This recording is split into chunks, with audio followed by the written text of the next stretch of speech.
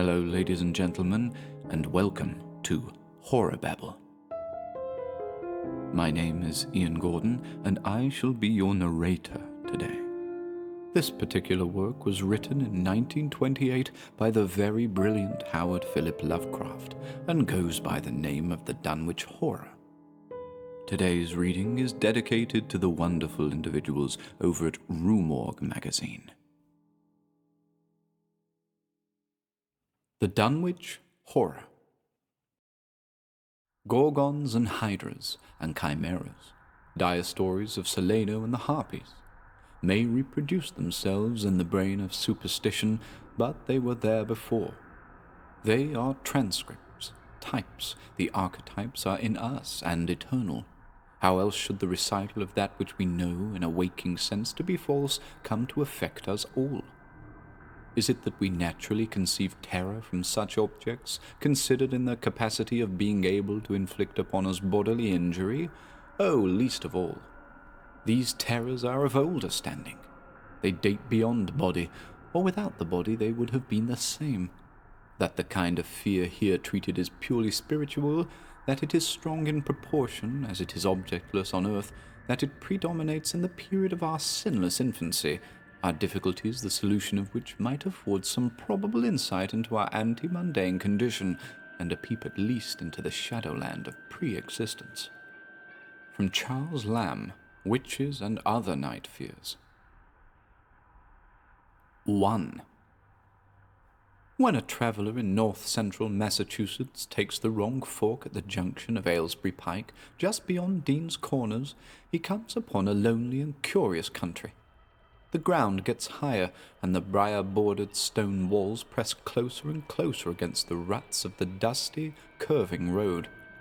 The trees of the frequent forest belt seem too large, and the wild weeds, brambles, and grasses attain a luxuriance not often found in settled regions. At the same time, the planted fields appear singularly few and barren, while the sparsely scattered houses wear a surprisingly uniform aspect of age, squalor, and dilapidation. Without knowing why, one hesitates to ask directions from the gnarled, solitary figures spied now and then on crumbling doorsteps or on the sloping, rock-strewn meadows. Those figures are so silent and furtive that one feels somehow confronted by forbidden things with which it would be better to have nothing to do. When a rise in the road brings the mountains in view above the deep woods, the feeling of strange uneasiness is increased. The summits are too rounded and symmetrical to give a sense of comfort and naturalness, and sometimes the sky silhouettes with a special clearness the queer circles of tall stone pillars with which most of them are crowned. Gorges and ravines of problematical depth intersect the way, and the crude wooden bridges always seem of dubious safety. When the road dips again, there are stretches of marshland that one instinctively dislikes, and indeed almost fears at evening when unseen whippoorwills chatter and the fireflies come out in abnormal profusion to dance to the raucous, creepily insistent rhythms of stridently piping bullfrogs. The thin, shining line of the Miskatonic's upper reaches has an oddly serpent-like suggestion as it winds close to the feet of the domed hills among which it rises. As the hills draw nearer, one heeds their wooded sides more than their stone-crowned tops. Those sides loom up so darkly and precipitously that one wishes they would keep their distance, but there is no road by which to escape them. Across a covered bridge one sees a small village huddled between the stream and the vertical slope of Round Mountain, and wonders at the cluster of rotting gambrel roofs bespeaking an earlier architectural period than that of the neighboring region. It is not reassuring to see, on a closer glance, that most of the houses are deserted and falling to ruin, and that the broken steepled church now harbours the one slovenly mercantile establishment of the hamlet. One dreads to trust the tenebrous tunnel of the bridge, yet there is no way to avoid it. Once across, it is hard to prevent the impression of a faint, malign odour about the village street, as of the massed mould and decay of centuries. It is always a relief to get clear of the place and to follow the narrow road around the base of the hills and across the level country beyond till it rejoins the Aylesbury Pike. Afterwards, one sometimes learns that one has been through Dunwich. Outsiders visit Dunwich as seldom as possible, and since a certain season of horror all the signboards pointing towards it have been taken down. The scenery, judged by an ordinary aesthetic canon, is more than commonly beautiful. Yet there is no influx of artists or summer tourists. 2 centuries ago, when talk of witch blood, Satan worship, and strange forest presences was not laughed at, it was the custom to give reasons for avoiding the locality. In our sensible age, since the Dunwich Horror of 1928 was hushed up by those who had the town's and the world's welfare at heart, people shun it without knowing exactly why. Perhaps one reason, though it cannot apply to uninformed strangers, is that the natives are now repellently decadent, having gone far along that path of retrogression so common in many New England backwaters. They have come to form a race by themselves, with the well-defined mental and physical stigmata of degeneracy and inbreeding. The average of their intelligence is woefully low, whilst their annals reek of overt viciousness and of half-hidden murders, incests, and deeds of almost unnameable violence and perversity. The old gentry, representing the 2 or 3 armigerous families which came from Salem in 1692, have kept somewhat above the general level of decay, though many branches are sunk into the sordid populace so deeply that only their names remain as a key to the origin they disgrace. Some of the Whateleys and bishops still send their eldest sons to Harvard and Miskatonic, though those sons seldom return to the mouldering gambrel roofs under which they and their ancestors were born. No one, even those who have the facts concerning the recent horror, can say just what is the matter with Dunwich, though old legends speak of unhallowed rites and conclaves of the Indians, amidst which they called forbidden shapes of shadow out of the great rounded hills and made wild orgiastic prayers that were answered by loud crackings and rumblings from the ground below. In 1747, the Reverend Abijah Hoadley, newly come to the Congregational Church at Dunwich Village, preached a memorable sermon on the close presence of Satan and his imps, in which he said, "It must be allowed that these blasphemies of an infernal train of demons are matters of too common knowledge to be denied. The cursed voices of Azazel and Bazrael, of Beelzebub and Belial, being heard now from underground by above a score of credible witnesses now living. I myself did not more than a fortnight ago catch a very plain discourse of evil powers in the hill behind my house, wherein there were a rattling and rolling, groaning, screeching, and hissing, such as no things of this earth could raise up, and which must needs have come from those caves that only black magic can discover, and only the devil unlock." Mr. Hoadley disappeared soon after delivering this sermon, but the text printed in Springfield is still extant. Noises in the hills continue to be reported from year to year, and still form a puzzle to geologists and physiographers. Other traditions tell of foul odours near the hill crowning circles of stone pillars, and of rushing, airy presences to be heard faintly at certain hours from stated points at the bottom of the great ravines, while still others try to explain the Devil's Hop Yard, a bleak, blasted hillside where no tree, shrub, or grass blade will grow. Then, too, the natives are mortally afraid of the numerous whippoorwills which grow vocal on warm nights. It is vowed that the birds are psychopomps, lying in wait for the souls of the dying, and that they time their eerie cries in unison with the sufferer's struggling breath.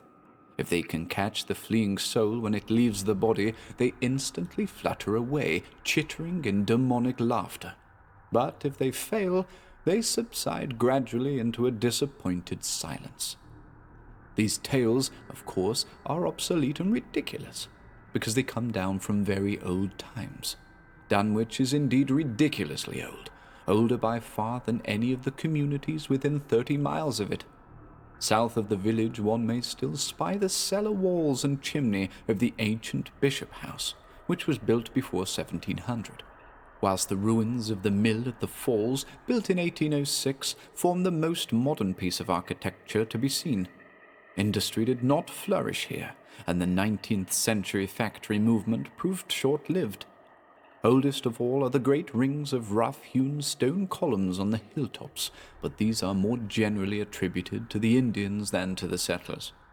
Deposits of skulls and bones found within these circles and around the sizable table-like rock on Sentinel Hill sustain the popular belief that such spots were once the burial places of the Pocumtucks, even though many ethnologists, disregarding the absurd improbability of such a theory, persist in believing the remains Caucasian. 2. It was in the township of Dunwich, in a large and partly inhabited farmhouse set against a hillside 4 miles from the village and 1.5 miles from any other dwelling, that Wilbur Whately was born at 5 a.m. on Sunday, the 2nd of February, 1913. This date was recalled because it was Candlemas, which people in Dunwich curiously observe under another name, and because the noises in the hills had sounded and all the dogs of the countryside had barked persistently throughout the night before. Less worthy of notice was the fact that the mother was one of the decadent Whateleys, a somewhat deformed, unattractive albino woman of 35, living with an aged and half-insane father about whom the most frightful tales of wizardry had been whispered in his youth. Lavinia Whately had no known husband, but according to the custom of the region made no attempt to disavow the child, concerning the other side of whose ancestry the country folk might and did speculate as widely as they chose. On the contrary, she seemed strangely proud of the dark, goatish-looking infant who formed such a contrast to her own sickly and pink-eyed albinism, and was heard to mutter many curious prophecies about its unusual powers and tremendous future. Lavinia was one who would be apt to mutter such things, for she was a lone creature given to wandering amidst thunderstorms in the hills and trying to read the great odorous books which her father had inherited through 2 centuries of Whateleys, and which were fast falling to pieces with age and wormholes. She had never been to school, but was filled with disjointed scraps of ancient lore that old Whately had taught her. The remote farmhouse had always been feared because of old Whately's reputation for black magic, and the unexplained death by violence of Mrs. Whately when Lavinia was 12 years old had not helped to make the place popular. Isolated among strange influences, Lavinia was fond of wild and grandiose daydreams and singular occupations, nor was her leisure much taken up by household cares in a home from which all standards of order and cleanliness had long since disappeared. There was a hideous screaming which echoed above even the hill noises and the dogs barking on the night Wilbur was born, but no known doctor or midwife presided at his coming. Neighbours knew nothing of him till a week afterward, when old Whately drove his sleigh through the snow into Dunwich village and discoursed incoherently to the group of loungers at Osborne's general store. There seemed to be a change in the old man, an added element of furtiveness in the clouded brain which subtly transformed him from an object to a subject of fear, though he was not one to be perturbed by any common family event. Amidst it all he showed some trace of the pride later noticed in his daughter, and what he said of the child's paternity was remembered by many of his hearers years afterward. "I don't care what folks think. If Lavinia's boy looked like his pa, he wouldn't look like nothing ye expect. You needn't think the only folks is the folks hereabouts. Lavinia's read some, and has seed some things that most of ye only tell about. I calculate a man is as good a husband as ye can find this side of Aylesbury, and if ye knowed as much about the hills as I do, ye wouldn't ask no better church wedding nor hern. Let me tell you something. Some day your folks'll hear a child of Lavinia's a-calling its father's name on the top of Sentinel Hill." The only person who saw Wilbur during the first month of his life were old Zechariah Whately of the undecayed Whateleys and Earl Sawyer's common-law wife, Mamie Bishop. Mamie's visit was frankly one of curiosity, and her subsequent tales did justice to her observations, but Zechariah came to lead a pair of Alderney cows which old Whately had bought of his son Curtis. This marked the beginning of a course of cattle buying on the part of small Wilbur's family, which ended only in 1928, when the Dunwich Horror came and went. Yet at no time did the ramshackle Whately barn seem overcrowded with livestock. There came a period when people were curious enough to steal up and count the herd that grazed precariously on the steep hillside above the old farmhouse, and they could never find more than 10 or 12 anemic, bloodless-looking specimens. Evidently some blight or distemper, perhaps sprung from the unwholesome pasturage or the diseased fungi and timbers of the filthy barn, caused a heavy mortality amongst the Whately animals. Odd wounds or sores, having something of the aspect of incisions, seemed to afflict the visible cattle, and once or twice during the earlier months certain callers fancied they could discern similar sores about the throats of the grey, unshaven old man and his slatternly, crinkly-haired albino daughter. In the spring after Wilbur's birth, Lavinia resumed her customary rambles in the hills, bearing in her misproportioned arms the swarthy child. Public interest in the Whateleys subsided after most of the country folk had seen the baby, and no one bothered to comment on the swift development which that newcomer seemed every day to exhibit. Wilbur's growth was indeed phenomenal, for within 3 months of his birth he had attained a size and muscular power not usually found in infants under a full year of age. His motions and even his vocal sounds showed a restraint and deliberateness highly peculiar in an infant, and no one was really unprepared when, at 7 months, he began to walk unassisted, with falterings which another month was sufficient to remove. It was somewhat after this time, on Halloween, that a great blaze was seen at midnight on the top of Sentinel Hill, where the old table-like stone stands amidst its tumulus of ancient bones. Considerable talk was started when Silas Bishop, of the undecayed bishops, mentioned having seen the boy running sturdily up that hill ahead of his mother about an hour before the blaze was remarked. Silas was rounding up a stray heifer, but he nearly forgot his mission when he fleetingly spied the 2 figures in the dim light of his lantern. They darted almost noiselessly through the underbrush, and the astonished watcher seemed to think they were entirely unclothed. Afterwards he could not be sure about the boy, who may have had some kind of fringed belt and a pair of dark trunks or trousers on. Wilbur was never subsequently seen alive and conscious without complete and tightly buttoned attire, the disarrangement or threatened disarrangement of which always seemed to fill him with anger and alarm. His contrast with his squalid mother and grandfather in this respect was thought very notable, until the horror of 1928 suggested the most valid of reasons. The next January, gossips were mildly interested in the fact that Lavany's black brat had commenced to talk, and at the age of only 11 months. His speech was somewhat remarkable, both because of its difference from the ordinary accents of the region, and because it displayed a freedom from infantile lisping, of which many children of 3 or 4 might well be proud. The boy was not talkative, yet when he spoke he seemed to reflect some elusive element wholly unpossessed by Dunwich and its denizens. The strangeness did not reside in what he said, or even in the simple idioms he used, but seemed vaguely linked with his intonation or with the internal organs that produced the spoken sounds. His facial aspect, too, was remarkable for its maturity, for though he shared his mother's and grandfather's chinlessness, his firm and precociously shaped nose united with the expression of his large, dark, almost Latin eyes to give him an air of quasi-adulthood and well-nigh preternatural intelligence. He was, however, exceedingly ugly despite his appearance of brilliancy, there being something almost goatish or animalistic about his thick lips, large-pored, yellowish skin, coarse, crinkly hair, and oddly elongated ears.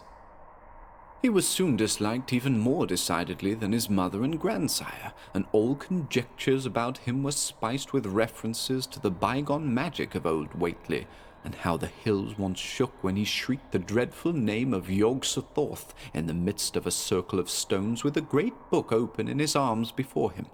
Dogs abhorred the boy, and he was always obliged to take various defensive measures against their barking menace. 3.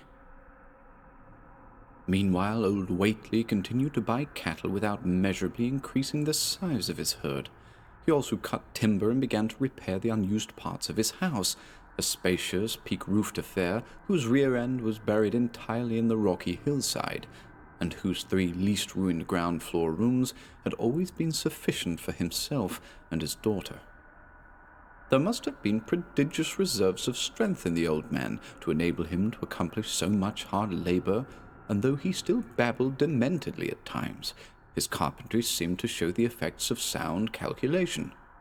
It had already begun as soon as Wilbur was born, when one of the many tool sheds had been put suddenly in order, clapboarded and fitted with a stout fresh lock.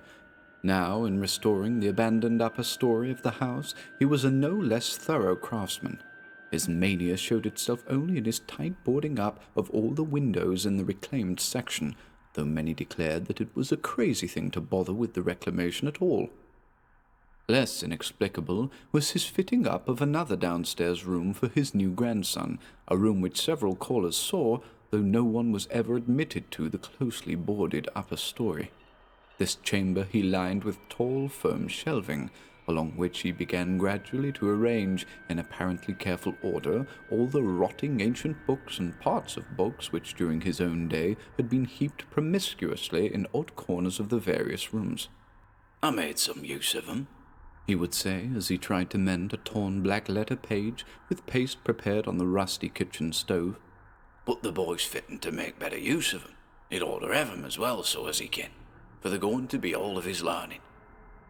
When Wilbur was a year and 7 months old, in September of 1914, his size and accomplishments were almost alarming.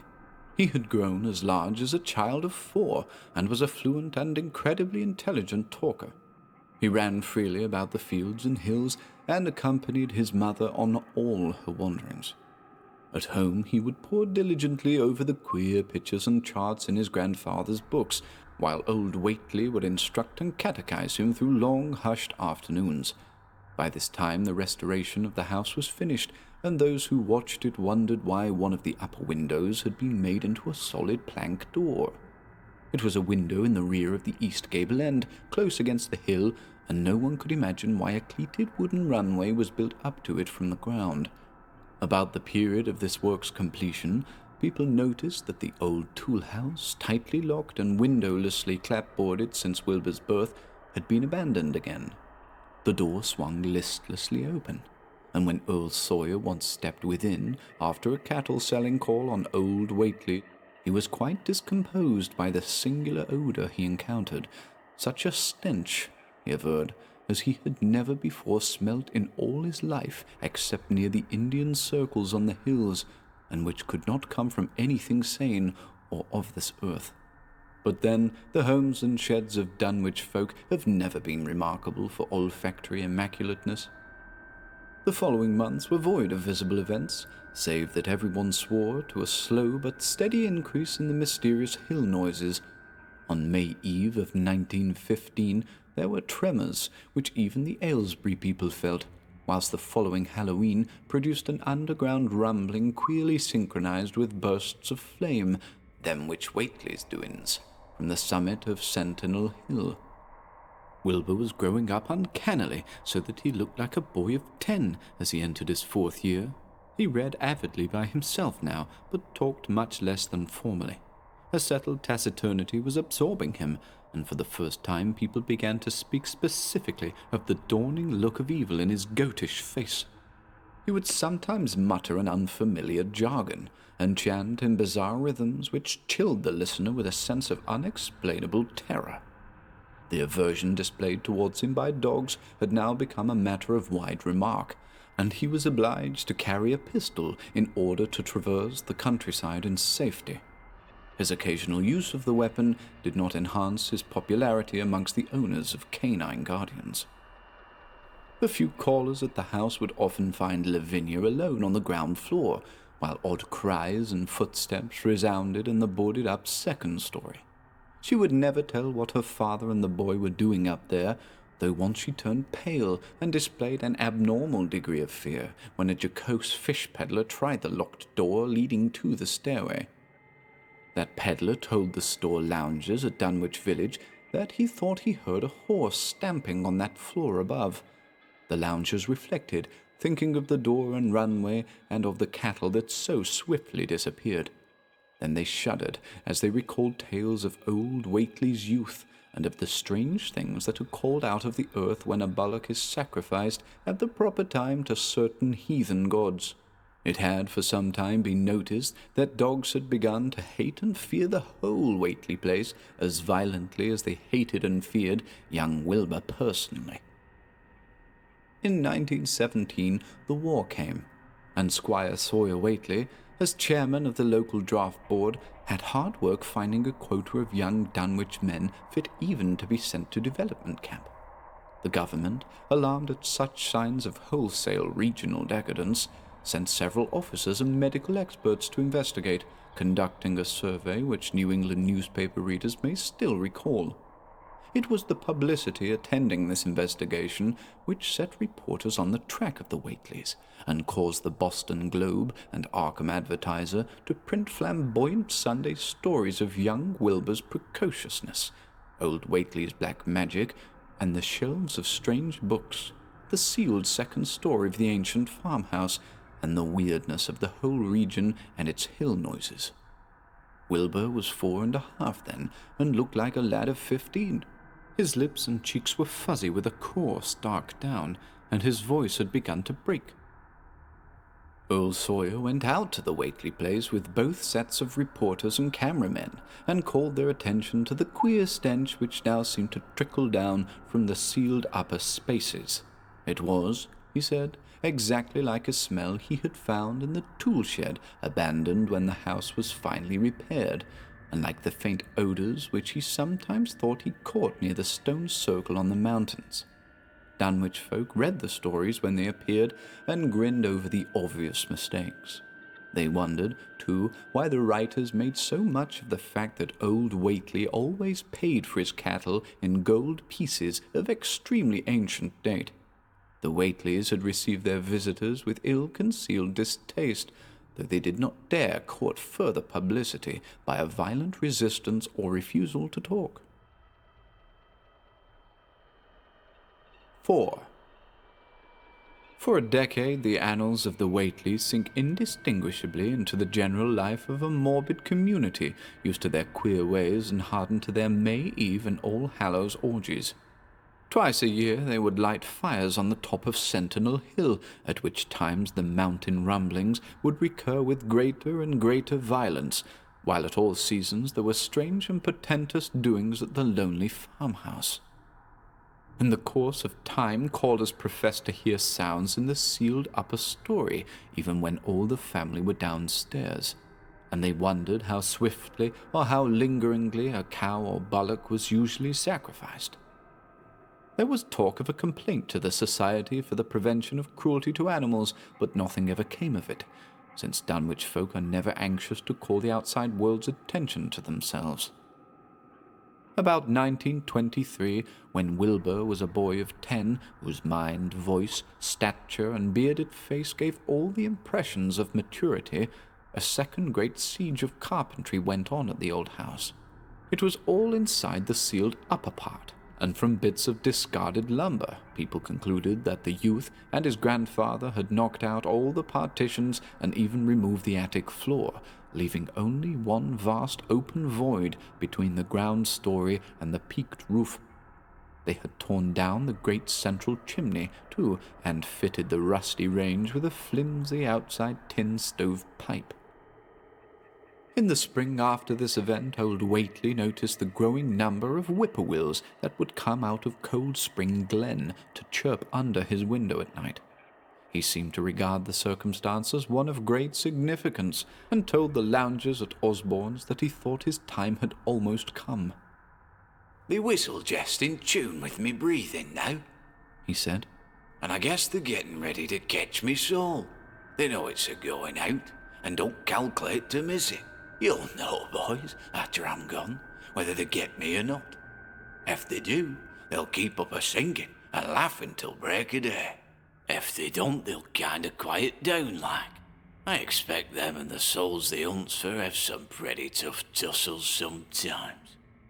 On Lammas night, 1924, Dr. Horton of Aylesbury was hastily summoned by Wilbur Whately, who had lashed his one remaining horse through the darkness and telephoned from Osborne's in the village. He found old Whately in a very grave state, with a cardiac action and stertorous breathing that told of an end not far off.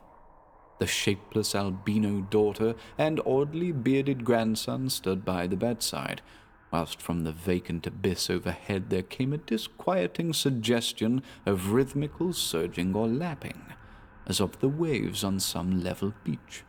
The doctor, though, was chiefly disturbed by the chattering night birds outside, a seemingly limitless legion of whippoorwills that cried their endless message in repetitions, timed diabolically to the wheezing gasps of the dying man. It was uncanny and unnatural, too much, thought Dr. Horton, like the whole of the region he had entered so reluctantly in response to the urgent call.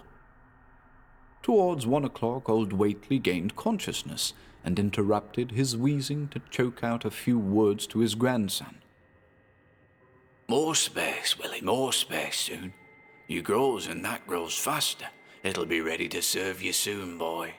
Open up the gates to Yog-Sothoth with the long chant that you'll find on page 751 of the complete edition.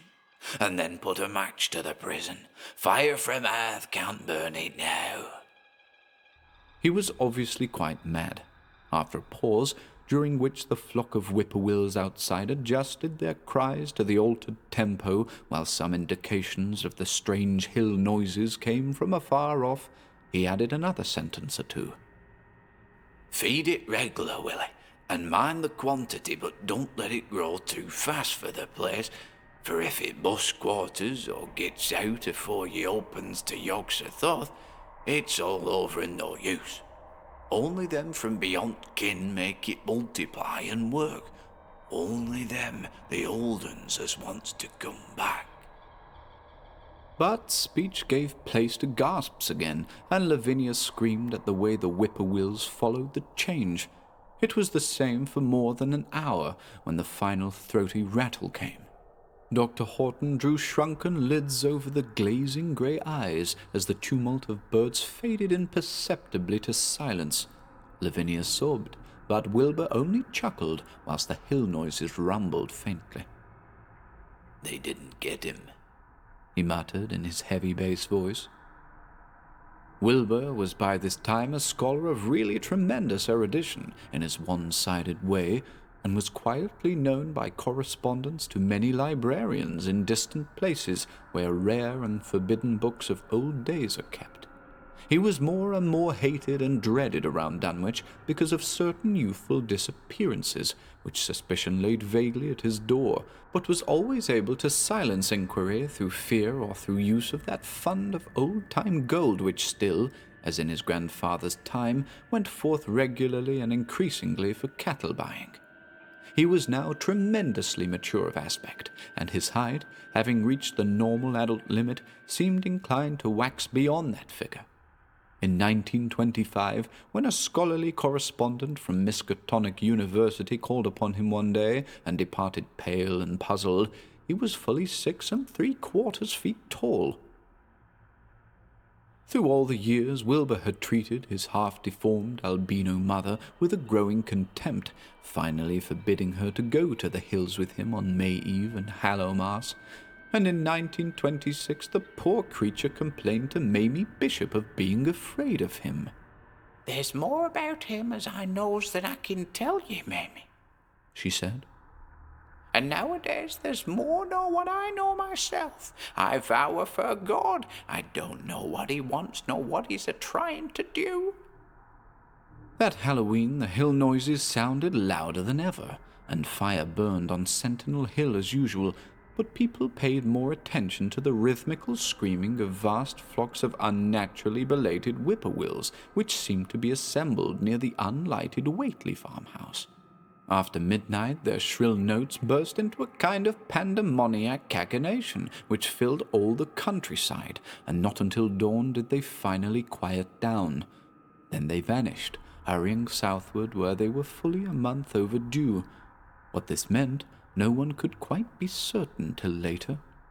None of the country folk seemed to have died, but poor Lavinia Whately, the twisted albino, was never seen again. In the summer of 1927, Wilbur repaired 2 sheds in the farmyard and began moving his books and effects out to them. Soon afterwards, old Sawyer told the loungers at Osborne's that more carpentry was going on in the Whately farmhouse. Wilbur was closing all the doors and windows on the ground floor, and seemed to be taking out partitions as he and his grandfather had done upstairs 4 years before. He was living in one of the sheds, and Sawyer thought he seemed unusually worried and tremulous. People generally suspected him of knowing something about his mother's disappearance, and very few ever approached his neighborhood now. His height had increased to more than 7 feet, and showed no signs of ceasing its development. 5. The following winter brought an event no less strange than Wilbur's first trip outside the Dunwich region. Correspondence with the Widener Library at Harvard, the Bibliothèque Nationale in Paris, the British Museum, the University of Buenos Aires, and the Library of Miskatonic University at Arkham had failed to get him the loan of a book he desperately wanted. So at length he set out in person, shabby, dirty, bearded, and uncouth of dialect, to consult the copy at Miskatonic, which was the nearest to him geographically. Almost 8 feet tall, and carrying a cheap new valise from Osborne's general store, this dark and goatish gargoyle appeared one day in Arkham in quest of the dreaded volume kept under lock and key at the college library, the hideous Necronomicon of the mad Arab Abdul al-Hazred in Olaus Wormius's Latin version, as printed in Spain in the 17th century. He had never seen a city before, but had no thought save to find his way to the university grounds, where indeed he passed heedlessly by the great white-fanged watchdog that barked with unnatural fury and enmity, and tugged frantically at its stout chain.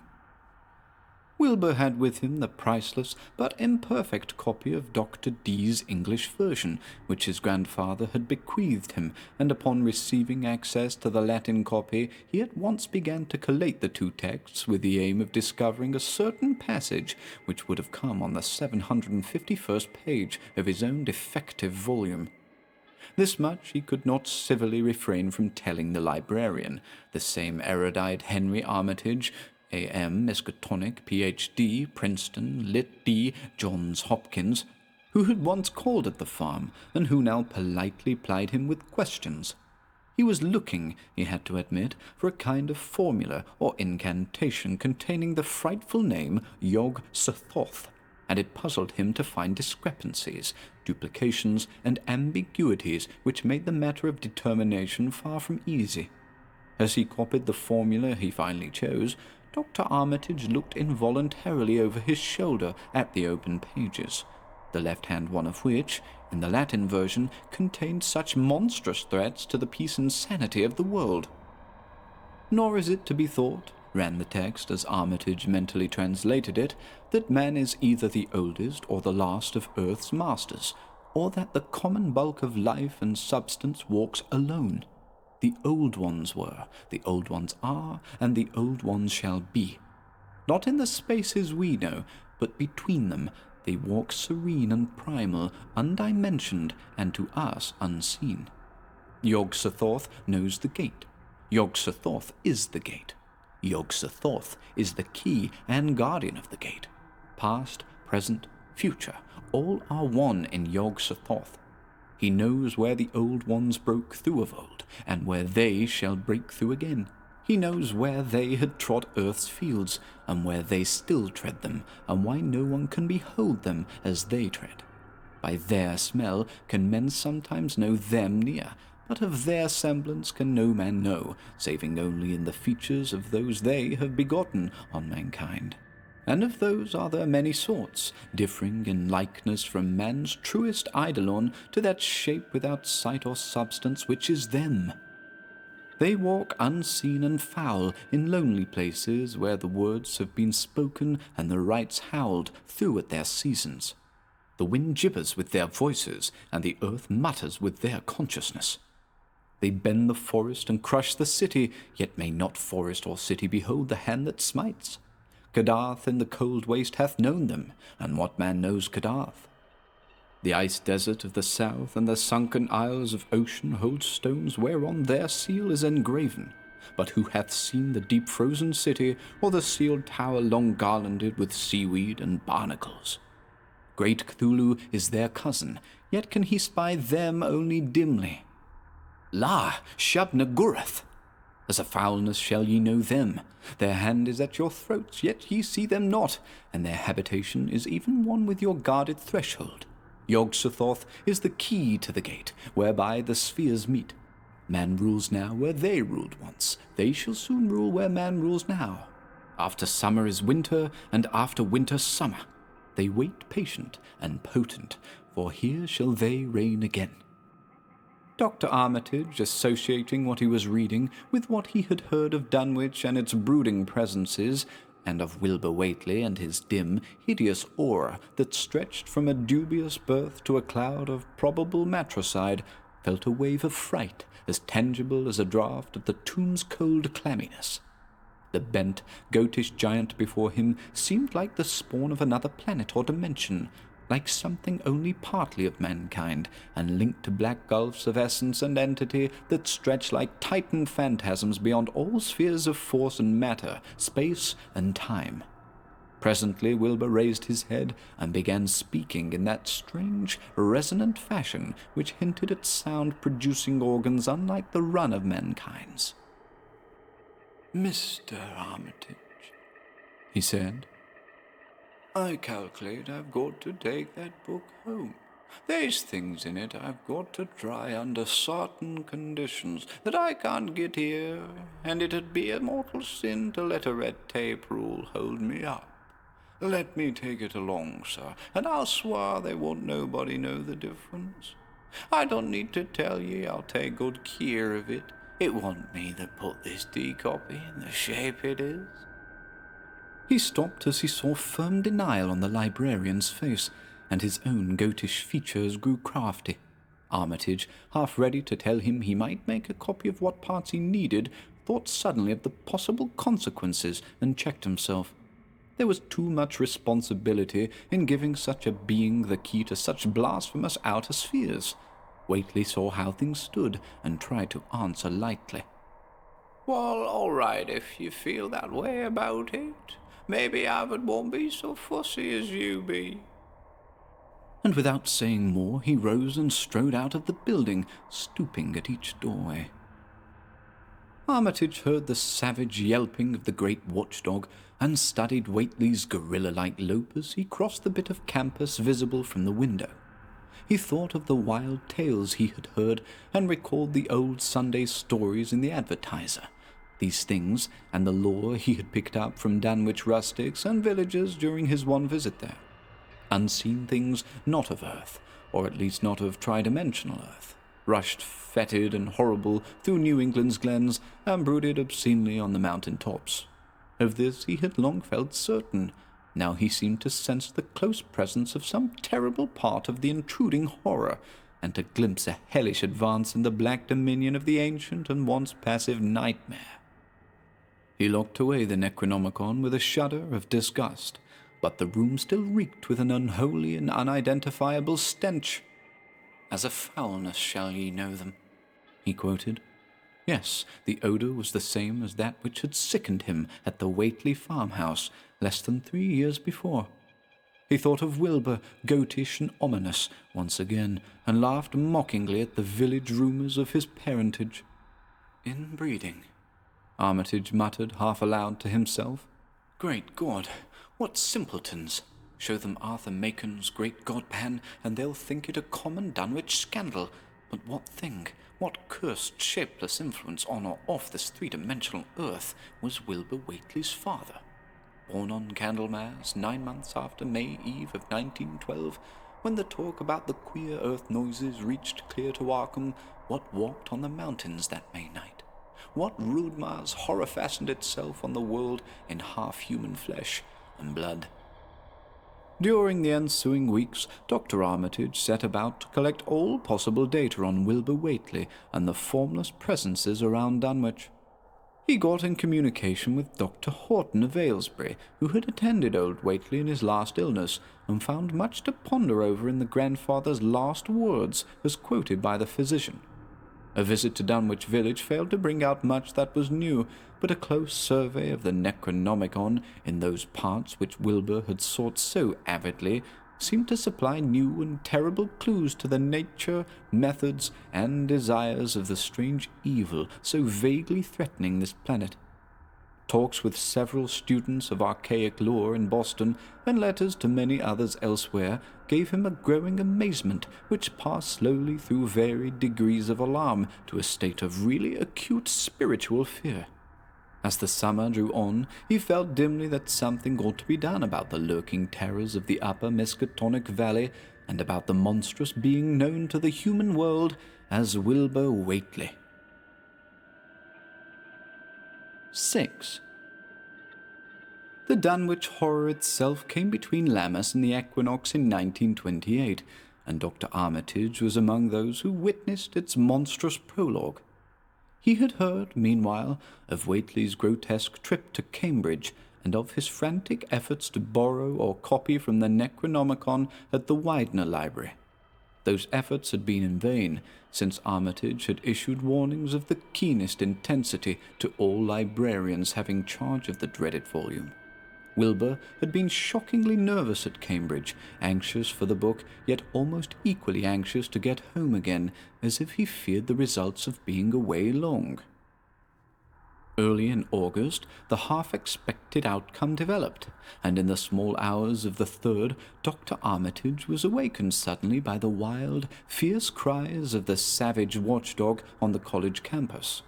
Deep and terrible, the snarling, half-mad growls and barks continued, always in mounting volume, but with hideously significant pauses. Then there rang out a scream from a wholly different throat, such a scream as roused half the sleepers of Arkham and haunted their dreams ever afterwards, such a scream as could come from no being born of earth or wholly of earth. Armitage, hastening into some clothing and rushing across the street and lawn to the college buildings, saw that others were ahead of him and heard the echoes of a burglar alarm still shrilling from the library. An open window showed black and gaping in the moonlight.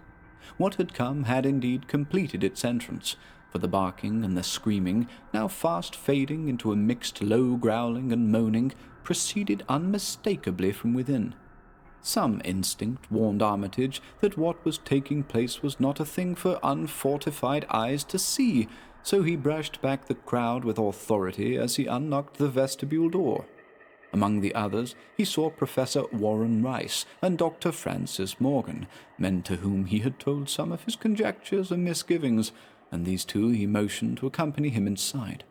The inward sounds, except for a watchful droning whine from the dog, had by this time quite subsided, but Armitage now perceived with a sudden start that a loud chorus of whippoorwills among the shrubbery had commenced a damnably rhythmical piping, as if in unison with the last breaths of a dying man. The building was full of a frightful stench, which Dr. Armitage knew too well, and the three men rushed across the hall to the small genealogical reading room whence the low whining came. For a second nobody dared to turn on the light, then Armitage summoned up his courage and snapped the switch. One of the three, it is not certain which, shrieked aloud at what sprawled before them among disordered tables and overturned chairs. Professor Rice declares that he wholly lost consciousness for an instant, though he did not stumble or fall. The thing that lay half-bent on its side in a fetid pool of greenish-yellow ichor and tarry stickiness was almost 9 feet tall, and the dog had torn off all the clothing and some of the skin. It was not quite dead, but twitched silently and spasmodically while its chest heaved in monstrous unison with the mad piping of the expectant whippoorwills outside. Bits of shoe leather and fragments of apparel were scattered about the room, and just inside the window, an empty canvas sack lay where it had evidently been thrown. Near the central desk, a revolver had fallen, a dented but undischarged cartridge later explaining why it had not been fired. The thing itself, however, crowded out all other images at the time. It would be trite and not wholly accurate to say that no human pen could describe it, but one may properly say that it could not be vividly visualized by anyone whose ideas of aspect and contour are too closely bound up with the common life forms of this planet and of the 3 known dimensions. It was partly human beyond a doubt, with very man-like hands and head, and the goatish, chinless face had the stamp of the weightless upon it. But the torso and lower parts of the body were teratologically fabulous, so that only generous clothing could ever have enabled it to walk on Earth unchallenged or uneradicated. Above the waist it was semi-anthropomorphic, though its chest, where the dog's rending paws still rested watchfully, had the leathery, reticulated hide of a crocodile or alligator. The back was piebald with yellow and black, and dimly suggested the squamous covering of certain snakes. Below the waist, though, it was the worst, for here all human resemblance left off and sheer fantasy began. The skin was thickly covered with coarse black fur, and from the abdomen a score of long, greenish-grey tentacles with red sucking mouths protruded limply. Their arrangement was odd, and seemed to follow the symmetries of some cosmic geometry unknown to Earth or the solar system. On each of the hips, deep set in a kind of pinkish ciliated orbit, was what seemed to be a rudimentary eye, whilst in lieu of a tail there depended a kind of trunk or feeler with purple annular markings, and with many evidences of being an undeveloped mouth or throat. The limbs, save for their black fur, roughly resembled the hind legs of prehistoric Earth's giant saurians, and terminated in ridgy veined pads that were neither hooves nor claws. When the thing breathed, its tail and tentacles rhythmically changed color, as if from some circulatory cause normal to the non-human side of its ancestry. In the tentacles this was observable as a deepening of the greenish tinge, whilst in the tail it was manifest as a yellowish appearance which alternated with a sickly greyish-white in the spaces between the purple rings.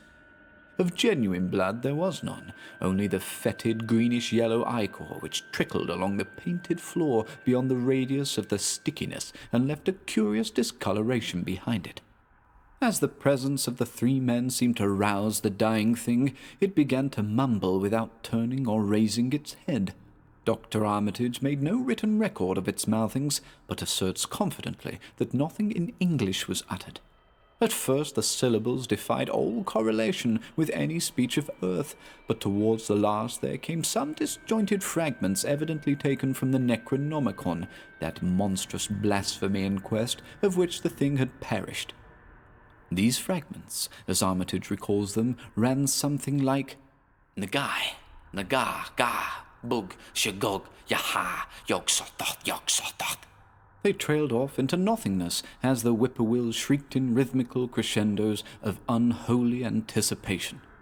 Then came a halt in the gasping, and the dog raised its head in a long, lugubrious howl. A change came over the yellow, goatish face of the prostrate thing, and the great black eyes fell in appallingly.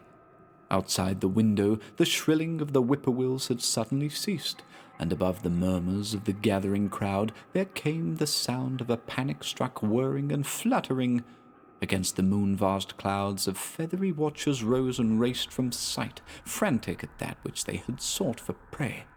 All at once the dog started up abruptly, gave a frightened bark, and leaped nervously out of the window by which it had entered. A cry rose from the crowd, and Dr. Armitage shouted to the men outside that no one must be admitted till the police or medical examiner came. He was thankful that the windows were just too high to permit of peering in, and drew the dark curtains carefully down over each one.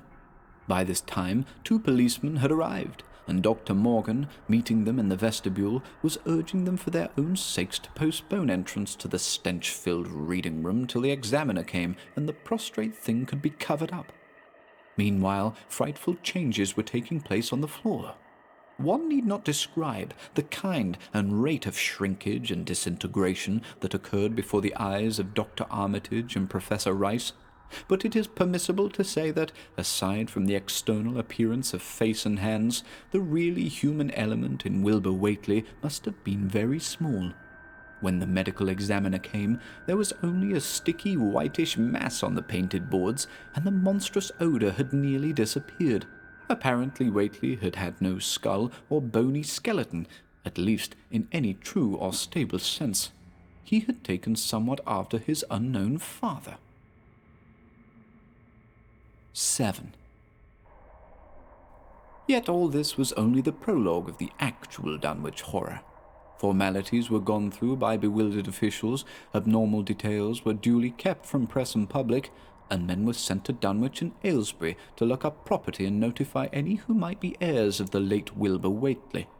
They found the countryside in great agitation, both because of the growing rumblings beneath the domed hills, and because of the unwanted stench and the surging, lapping sounds which came increasingly from the great empty shell formed by Whately's boarded-up farmhouse.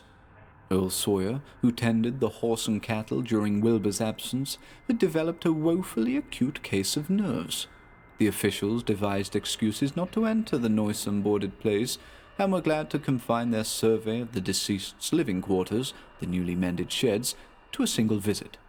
They filed a ponderous report at the courthouse in Aylesbury, and litigations concerning heirship are said to be still in progress amongst the innumerable Whateleys, decayed and undecayed, of the upper Miskatonic Valley. An almost interminable manuscript in strange characters, written in a huge ledger and adjudged a sort of diary because of the spacing and the variations in ink and penmanship, presented a baffling puzzle to those who found it on the old bureau which served as its owner's desk. After a week of debate, it was sent to Miskatonic University, together with the deceased's collection of strange books, for study and possible translation. But even the best linguists soon saw that it was not likely to be unriddled with ease. No trace of the ancient gold, with which Wilbur and old Whately had always paid their debts, has yet been discovered. It was in the dark of September 9th that the horror broke loose. The hill noises had been very pronounced during the evening, and dogs barked frantically all night. Early risers on the 10th noticed a peculiar stench in the air. About 7 o'clock, Luther Brown, the hired boy at George Corey's, between Cold Spring Glen and the village, rushed frenziedly back from his morning trip to 10-acre meadow with the cows. He was almost convulsed with fright as he stumbled into the kitchen, and in the yard outside the no less frightened herd were pawing and lowing pitifully, having followed the boy back in the panic they shared with him. Between gasps, Luther tried to stammer out his tale to Mrs. Corey.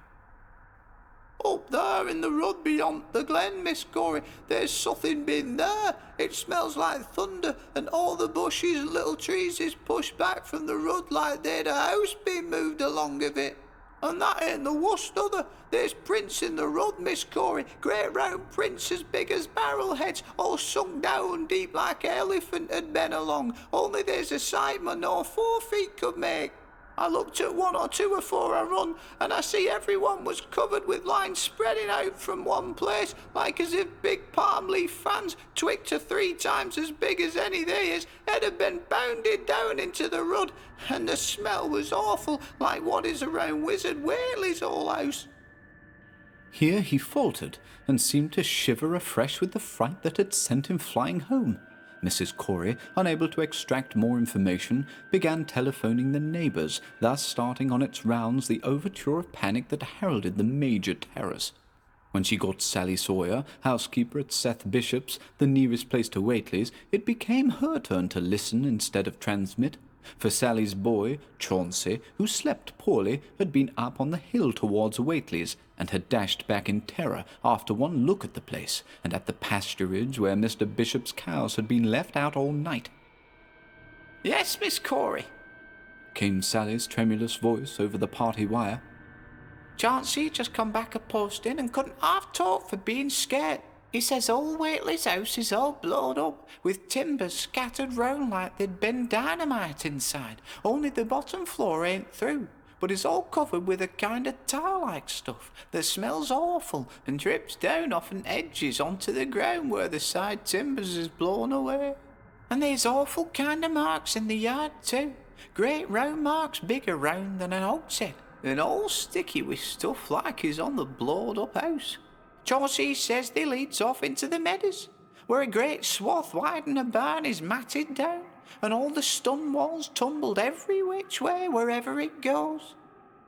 And he says he, Miss Corey, as how he sought to look for Seth's cows, frightened as he was, and found 'em in the upper pasture nigh the devil's up yard in an awful shape.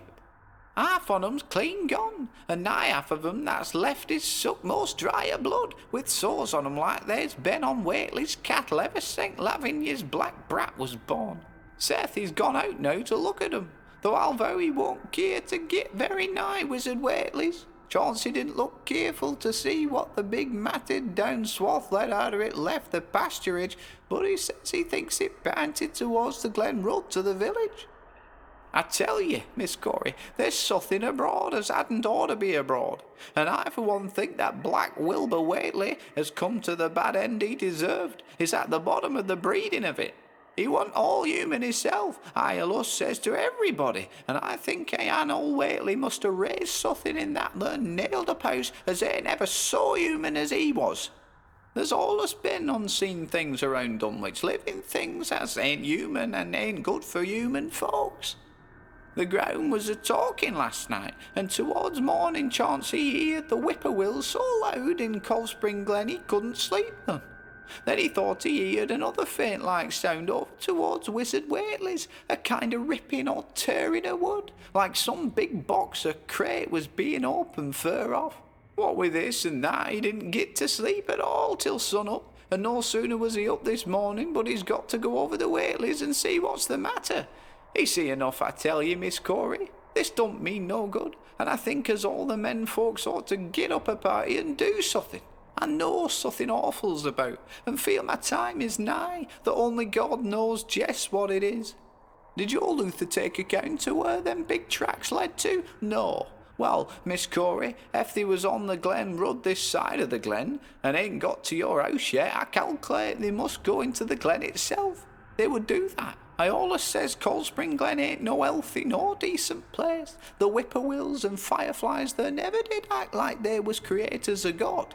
And there's them as says you can hear strange things a-rushing and a-talking in the air down there if you stand in the right place, atween the rock falls and Bear's Den.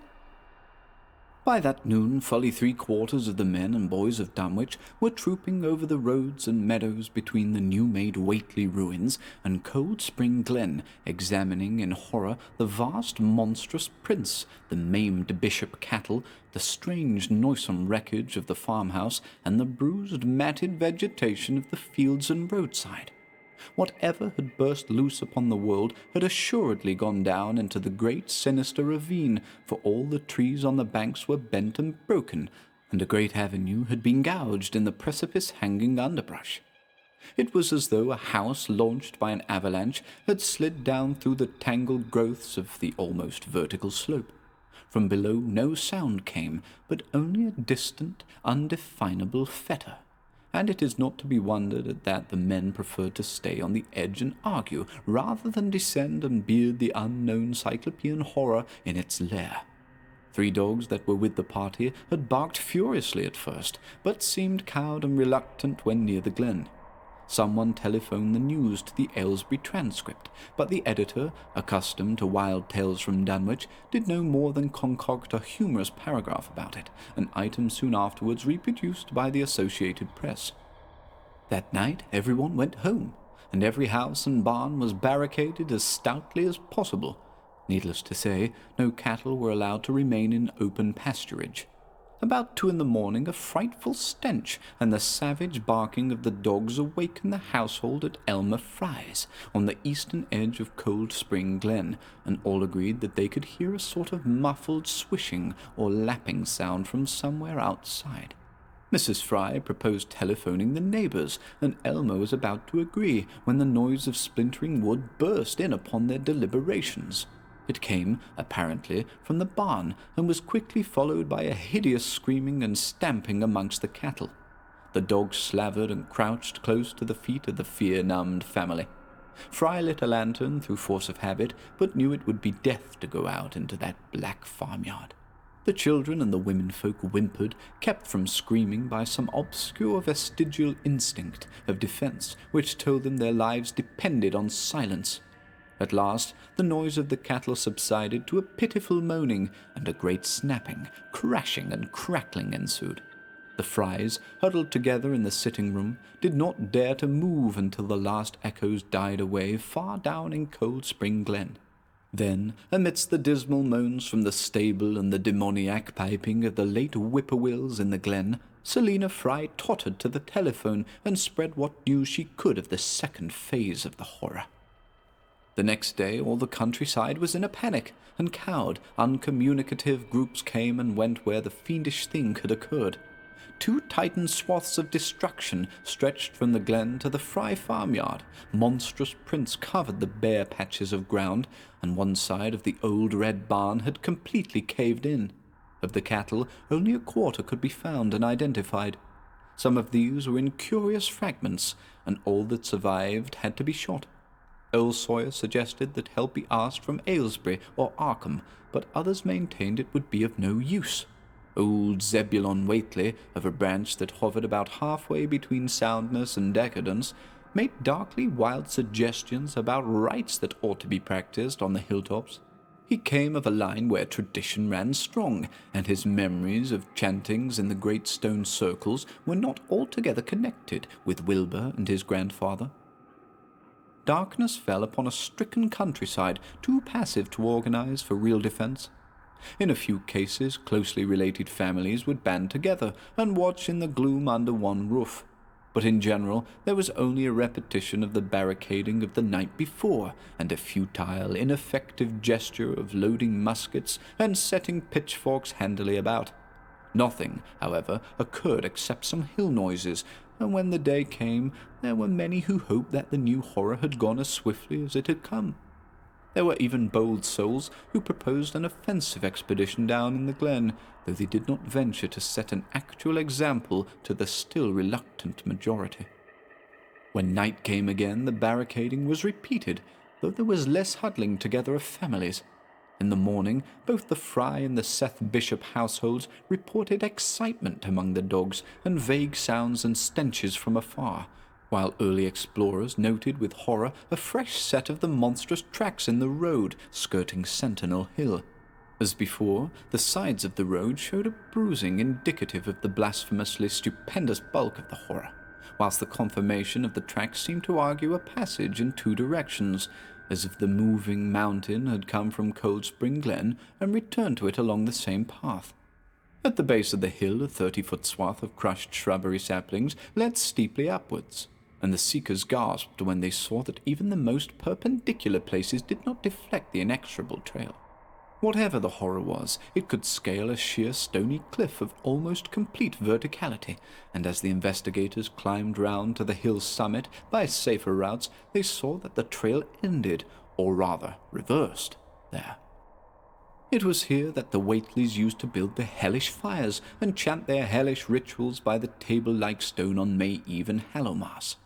Now that very stone formed the centre of a vast space thrashed around by the mountainous horror, whilst upon its slightly concave surface was a thick and fetid deposit of the same tarry stickiness observed on the floor of the ruined Whately farmhouse when the horror escaped.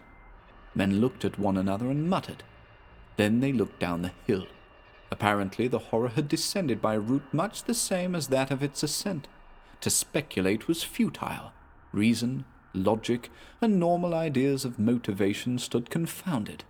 Only old Zebulon, who was not with the group, could have done justice to the situation or suggested a plausible explanation. Thursday night began much like the others, but it ended less happily. The whippoorwills in the glen had screamed with such unusual persistence that many could not sleep, and about 3 a.m. all the party telephones rang tremulously. Those who took down their receivers heard a fright-mad voice shriek out, "Help! Oh, my God!" And some thought a crashing sound followed the breaking off of the exclamation. There was nothing more. No one dared do anything, and no one knew till morning whence the call came. Then those who had heard it called everyone on the line and found that only the Frys did not reply. The truth appeared an hour later, when a hastily assembled group of armed men trudged out to the fry place at the head of the glen.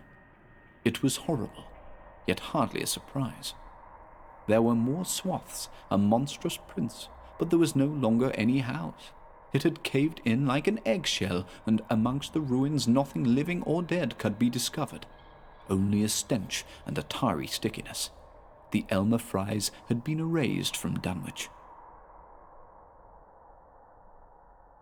8. In the meantime, a quieter yet even more spiritually poignant phase of the horror had been blackly unwinding itself behind the closed door of a shelf-lined room in Arkham. The curious manuscript record or diary of Wilbur Whately, delivered to Miskatonic University for translation, had caused much worry and bafflement among the experts in language both ancient and modern. Its very alphabet, notwithstanding a general resemblance to the heavily shaded Arabic used in Mesopotamia, being absolutely unknown to any available authority. The final conclusion of the linguists was that the text represented an artificial alphabet, giving the effect of a cipher, though none of the usual methods of cryptographic solution seemed to furnish any clue, even when applied on the basis of every tongue the writer might conceivably have used. The ancient books taken from Whately's quarters, while absorbing interest and in several cases promising to open up new and terrible lines of research among philosophers and men of science, were of no assistance whatever in this matter. One of them, a heavy tome with an iron clasp, was in another unknown alphabet. This one of a very different cast, and resembling Sanskrit more than anything else. The old ledger was at length given wholly into the charge of Dr. Armitage, both because of his peculiar interest in the Whately matter, and because of his wide linguistic learning and skill in the mystical formulae of antiquity and the Middle Ages. Armitage had an idea that the alphabet might be something esoterically used by certain forbidden cults which have come down from old times, and which have inherited many forms and traditions from the wizards of the Saracenic world. That question, however, he did not deem vital, since it would be unnecessary to know the origin of the symbols if, as he suspected, they were used as a cipher in a modern language. It was his belief that, considering the great amount of text involved, the writer would scarcely have wished the trouble of using another speech than his own, save perhaps in certain special formulae and incantations. Accordingly, he attacked the manuscript with the preliminary assumption that the bulk of it was in English.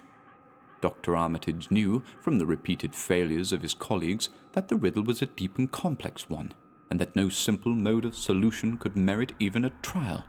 All through late August he fortified himself with the mass lore of cryptography, drawing upon the fullest resources of his own library, and waiting night after night amidst the arcana of Trimethius's Polygraphia, Giambattista Porter's De Furtivis Literarum Notis, De Vigonier's Trait de Chiffres, Falconer's Crypto Menaces Pater Facta, Davis's and Thickness's 18th century treatises, and such fairly modern authorities as Blair, von Martin, and Kluber's Cryptographic.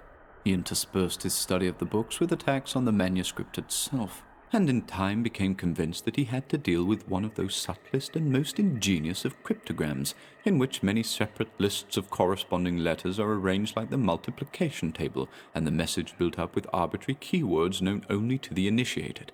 The older authorities seemed rather more helpful than the newer ones, and Armitage concluded that the code of the manuscript was one of great antiquity, no doubt handed down through a long line of mystical experimenters. Several times he seemed near daylight, only to be set back by some unforeseen obstacle.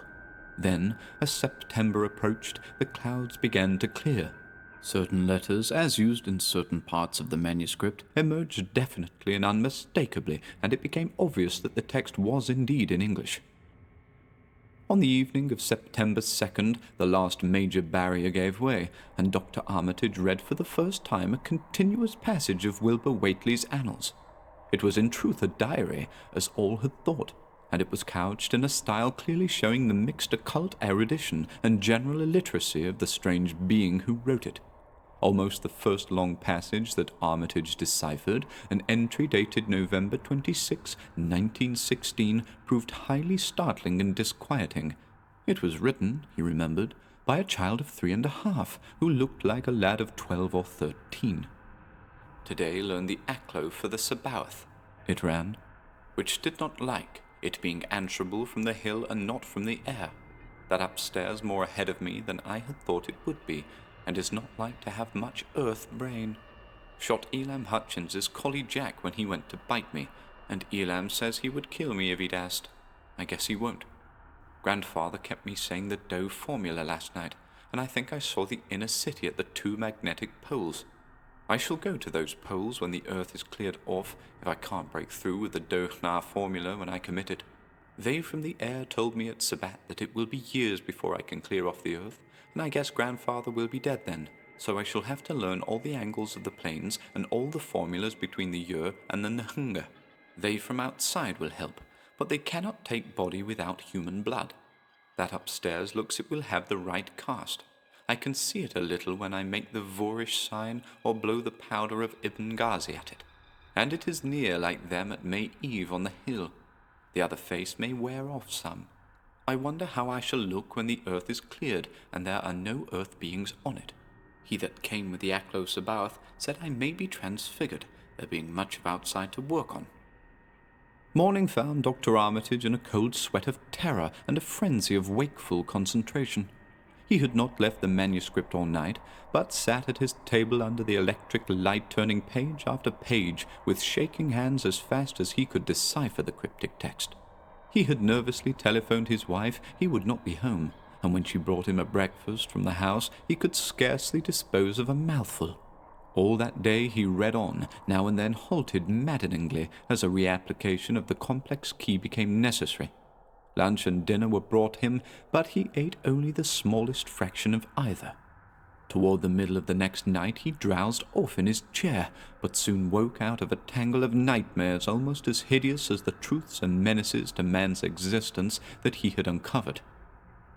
On the morning of September 4th, Professor Rice and Dr. Morgan insisted on seeing him for a while, and departed trembling and ashen grey. That evening he went to bed, but slept only fitfully. Wednesday, the next day, he was back at the manuscript, and began to take copious notes both from the current sections and from those he had already deciphered. In the small hours of that night he slept a little in an easy chair in his office, but was at the manuscript again before dawn. Some time before noon his physician, Dr. Hartwell, called to see him and insisted that he cease work. He refused, intimating that it was of the most vital importance for him to complete the reading of the diary and promising an explanation in due course of time. That evening, just as twilight fell, he finished his terrible perusal and sank back exhausted. His wife, bringing his dinner, found him in a half-comatose state, but he was conscious enough to warn her off with a sharp cry when he saw her eyes wander toward the notes he had taken. Weakly rising, he gathered up the scribbled papers and sealed them all in a great envelope, which he immediately placed in his inside coat pocket.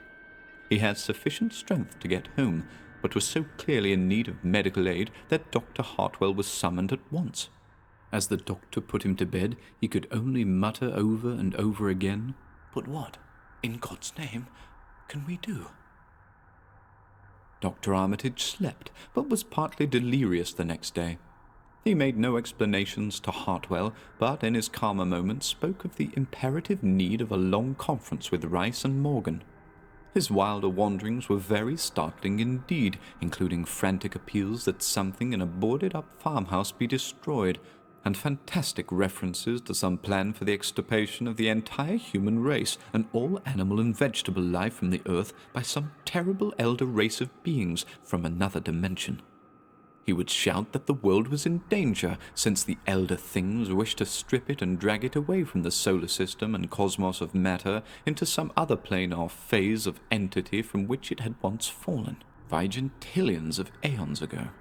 At other times he would call for the dreaded Necronomicon and the Demonolatreia of Remigius, in which he seemed hopeful of finding some formula to check the peril he conjured up.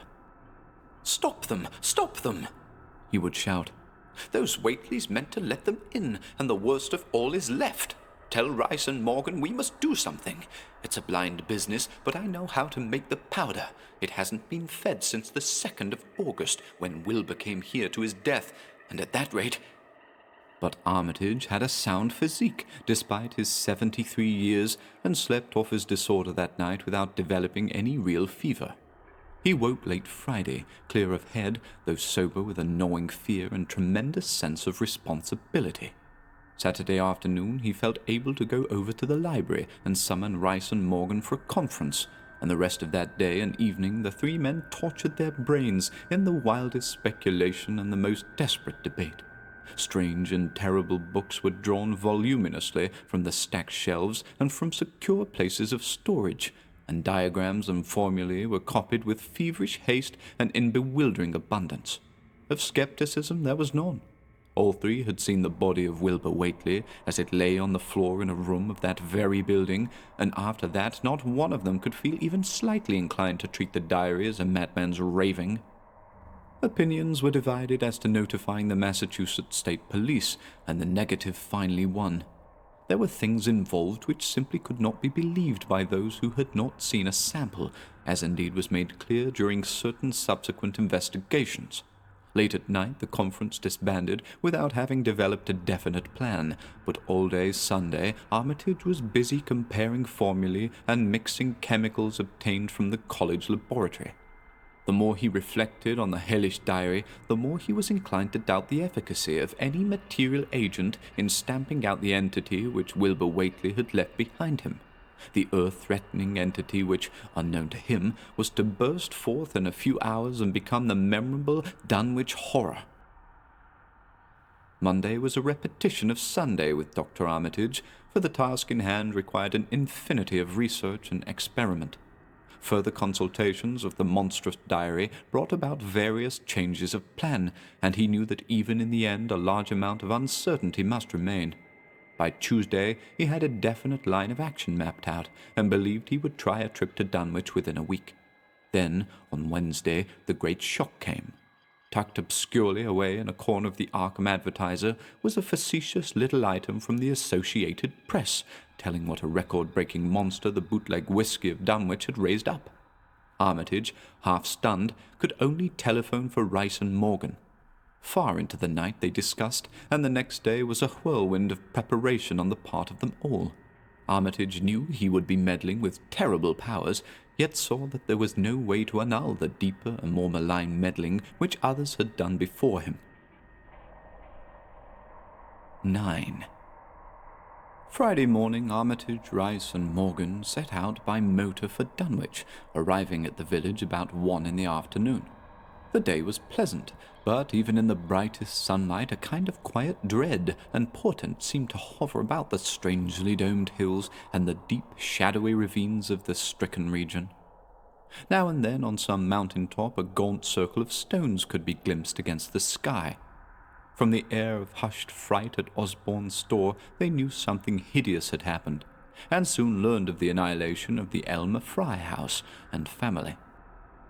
Throughout that afternoon they rode around Dunwich, questioning the natives concerning all that had occurred, and seeing for themselves with rising pangs of horror the drear Fry ruins with their lingering traces of the tarry stickiness, the blasphemous tracks in the Fry yard, the wounded Seth Bishop cattle, and the enormous swaths of disturbed vegetation in various places.